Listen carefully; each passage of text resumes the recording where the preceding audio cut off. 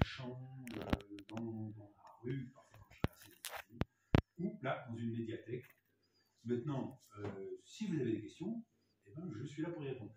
Je suis venu avec mes chaussures qui ont fait la diagonale du vide, mon sac à dos qui est allé à Compostelle et qui a fait la diagonale du vide, parce que c'est vrai que c'est le truc le plus pratique pour se balader. Et oui, mais je vais l'enlever et vous voyez déjà que je transpire, parce que j'ai eu peur d'arriver en retard. On m'avait donné des explications pour venir, mais j'avais écouté que la moitié.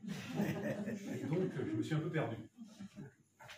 Et voilà. Donc, je ne sais pas si...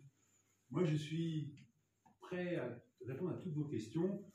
Si vous voulez, pour vous résumer, pour ceux qui ne me connaissent pas, parce que je voudrais savoir. Bon, Caroline a eu l'honnêteté de me dire qu'elle n'avait jamais écouté les podcasts, mais est-ce que... Il y a combien de personnes qui connaissent les podcasts?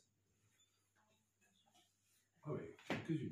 Ce que vous appelez podcast, c'était aussi l'émission que vous aviez sur France Inter. Ah, ça oui. aussi, c'est un podcast? Alors non, vous avez raison.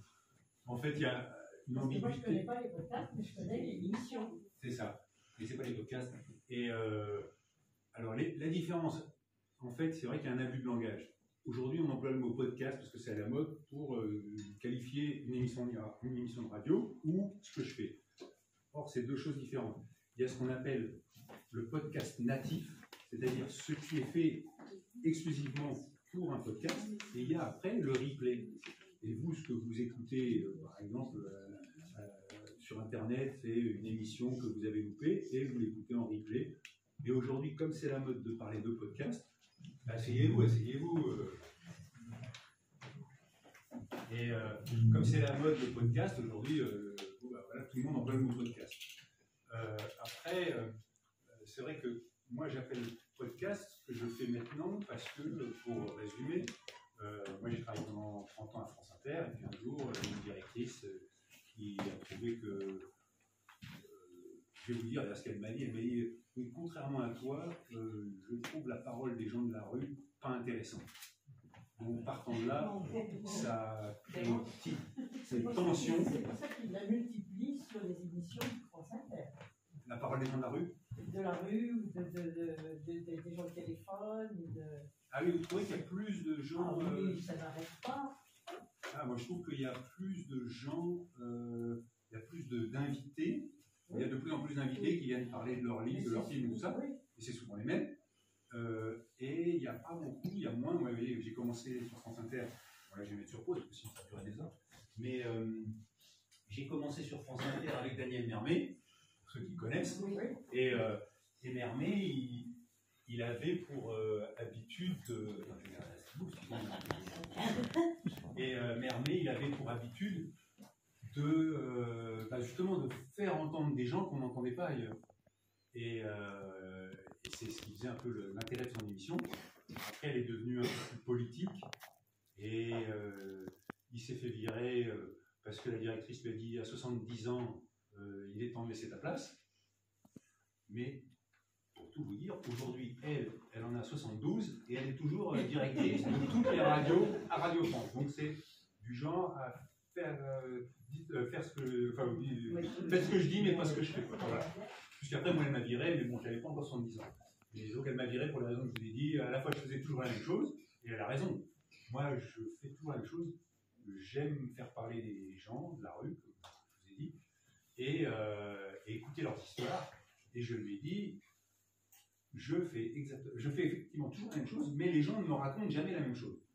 Et ça, elle a du mal à comprendre. La différence par rapport aux émissions, je vous disais qu'il y avait beaucoup de gens qui parlaient, c'est qu'en fait, ils viennent, maintenant on peut téléphoner ou cliquer sur son ordinateur et puis on est en contact dans l'émission et on vient raconter des choses. Ouais. Donc c'est pas comme vous qui tout d'un coup les saisissez en train de marcher pour leur dire quel est votre bonheur du jour. C'est ça. Donc c'est bien différent. Moi, ils ont préparé quelque chose qu'ils veulent dire. Oui, par rapport à un thème. Mais je trouve qu'il y en a beaucoup. D'accord. Et que ça, pour moi, c'est assez démagogique. Oui, alors après, c'est la difficulté quand on fait parler les gens.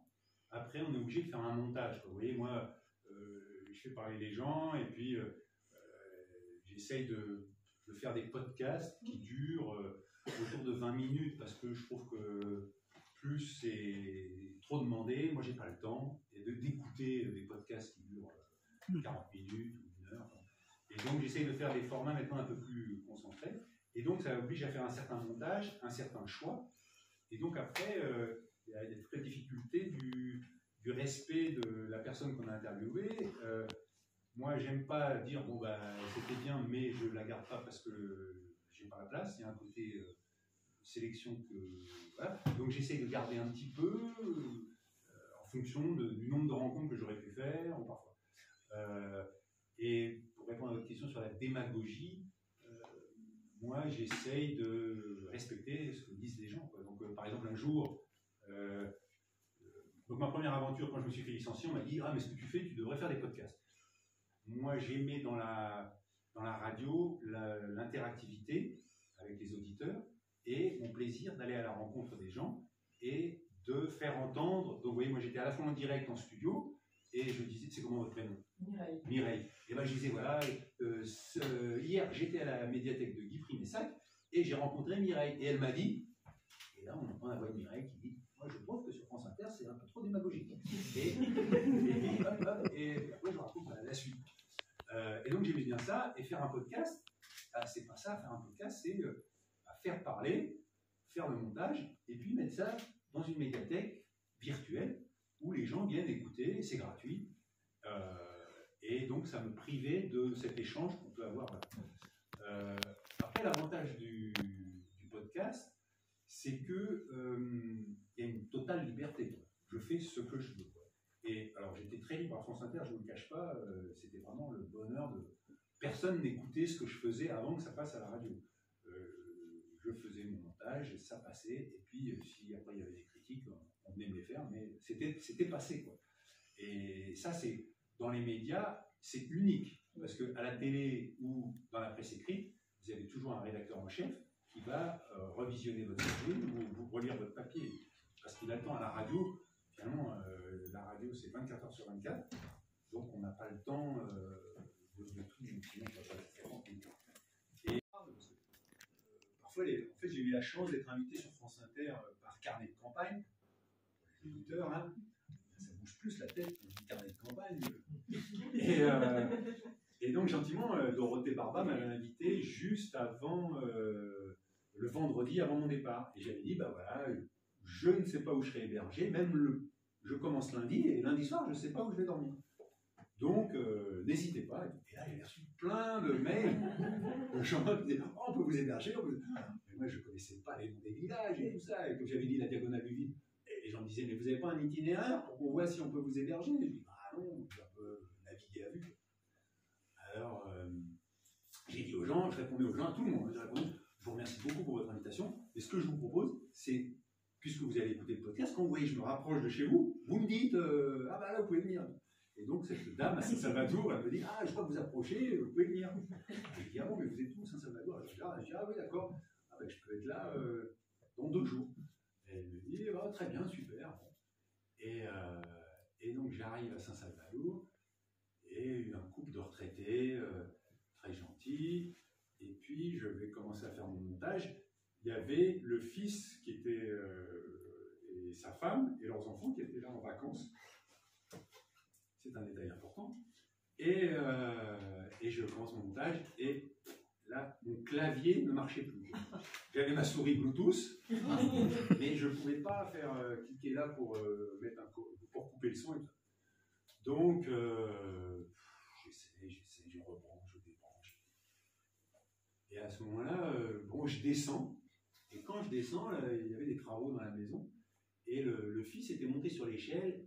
Et l'échelle a glissé. Il s'est tapé la tête par terre. Il avait 35 ans, quoi. Et donc, le père a été tétanisé. Et le fils dit, bah, appelez les pompiers. Donc, j'appelle les pompiers. Et les pompiers viennent, emmènent le fils. Bon, il avait l'air conscient. Entre nous, j'étais pas très inquiet. Je suis pas médecin, hein, mais bon, moi je m'étais dit, bon, ça va, quoi. Mais il voulait aller à quelqu'un, il y va. Et puis sa femme, qui reste là un peu, me dit, bon, merci d'avoir appelé les pompiers, tout ça. Autrement, ça se passe bien votre montage? Je dis, bah non, j'ai mon clavier qui marche pas, mais enfin, après ce qui venait de se passer, je n'allais pas l'emmerder avec mes petits soucis, quoi. Et elle me dit, ah bon, pourquoi? Parce que tu fais un montage avec un mec, je lui dis, voilà. Puis d'un coup, elle me dit, ah mais si tu veux, j'ai un clavier souple. J'avais jamais vu ça, moi. C'est un clavier d'ordinateur, mais qui est en plastique, et qui s'enroule comme ça, vous voyez. Et donc, c'est vrai que c'est assez... Ça prend pas de place, et donc elle me le donne, et puis j'essaie de le brancher sur mon ordinateur, je vois que ça marche, et je peux faire mon montage. Et donc, après, elle part à l'hôpital et tout, et puis à minuit, j'avais fini mon montage, et quand elle revient avec son mari, je lui dis, bah, merci beaucoup hein, pour le clavier, ça m'a aidé, tout ça. Je dis, mais est-ce que par hasard, je peux le garder pour toute la diagonale, et puis je vous le renvoie quand j'ai fini? Elle me dit, bah oui, j'y pensais, non, mais nous, on en a besoin, mais on va se débrouiller. Et elle m'a filé son clavier, que je lui ai renvoyé, avec des pâtes de fruits. Et donc, voilà, c'est assez magique, mais c'est vrai, je reconnais que le chemin m'a apporté ce dont j'avais besoin. Et ça m'a rendu très heureux de pouvoir cheminer comme ça, presque plus que sur Compostelle, où tout était hyper organisé, les hébergements, il y en a partout. Là, il n'y a pas d'hébergement, donc c'était un peu, enfin, il n'y a pas d'hébergement, mais j'avais la chance d'être hébergé chez l'habitant et de faire à chaque fois des rencontres différentes, dans des milieux différents. Je me rappelle avoir été hébergé chez un vétérinaire dans un village en Dordogne. Et puis, alors souvent, ce que je faisais, c'est que j'arrivais chez les gens et je disais, bah, merci beaucoup de m'accueillir, tout ça, c'est gentil. Et puis, je disais tout de suite, avant d'aller faire ma lessive, avant de prendre ma douche, en fait, j'avais oublié cet épisode-là, où je leur disais, est-ce que vous connaissez quelqu'un à 25 km dans cette direction-là, à peu près? Alors les gens disaient, ah, non, regardez, 25 km. Et le gars, il dit, ah, bah oui, il était vétérinaire. Il dit, oui, je connais le vétérinaire de toutes les oules. Alors, je dis, ah ouais, mais je ne vais pas faire que des vétérinaires. Donc, je dis, bah, c'est gentil, mais. Et en fait, c'était un petit village de Dordogne qui s'appelle Aimé, je crois, et où il y avait plein d'Anglais. Donc je me suis dit, ah, moi j'ai envie d'être hébergé par des Anglais quand même, qui m'expliquent pourquoi ils viennent s'installer en France et tout ça. Et donc, je ne suis pas allé voir le vétérinaire, et j'ai essayé de trouver des Anglais en arrivant dans Aimé, et je dois vous avouer que je suis allé à la médiathèque pour faire mon montage, parce que je n'avais pas d'hébergement, donc au début, il ne faut pas que je perde trop de temps, donc j'ai commencé mon montage à la médiathèque. Et qu'est-ce que j'entends? Un cours de conversation des Anglaises, surtout retraitées, qui venaient apprendre le français à la médiathèque. Et donc, au bout d'un moment, j'arrête mon montage et je dis, excusez-moi, je demande si je peux intervenir dans le cours de français, comme ça, me dit ça. Voilà.